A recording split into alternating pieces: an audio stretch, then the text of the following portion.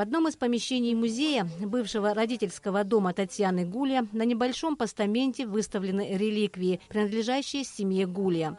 Это рукопись исторического рассказа «Такая маленькая смерть», написанная Георгием Гулия примерно в середине 70-х годов прошлого века.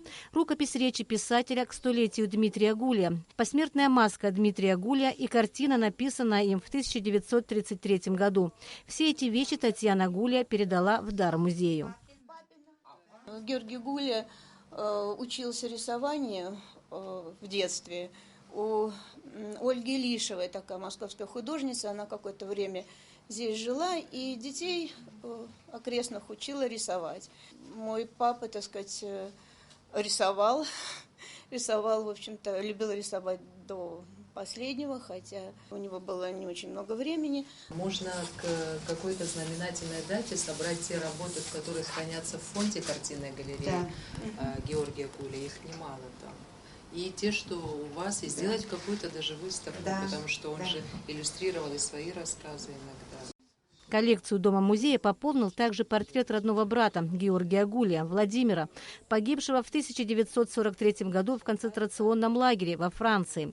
В мае этого года с этим портретом в руках потомки Дмитрия Гулия прошли по Красной площади в составе Бессмертного полка. Теперь новые экспонаты займут свое место в музее среди других личных вещей писателя. Это был человек, которого перед смертью Дмитрий Гулия сказал его имя. Он думал о нем до конца своей жизни. И две вещи, которые он вспомнил по воспоминаниям его жены, это было имя Володя и книга. Искал он книгу свою «История Абхазии». И вот в руках он держал эту книгу, когда умирал, потому что это очень тоже ценное для нас приобретение. В этом доме прошло все детство Татьяны Гулия. Он был передан Абхазии вдовой родоначальника абхазской словесности в 1970-х годах. Именно тогда здесь был организован музей имени Дмитрия Гулия. В музее по крупицам собирали все, что касалось жизни и деятельности Дмитрия Гулия. Книги, рукописи, личные вещи. Мы планируем зал Георгия Дмитриевича Гулия, и думаю, все, что касается его и рукописей, и посмертной маски, и картин, все это будет в этом зале отдельно в будущем.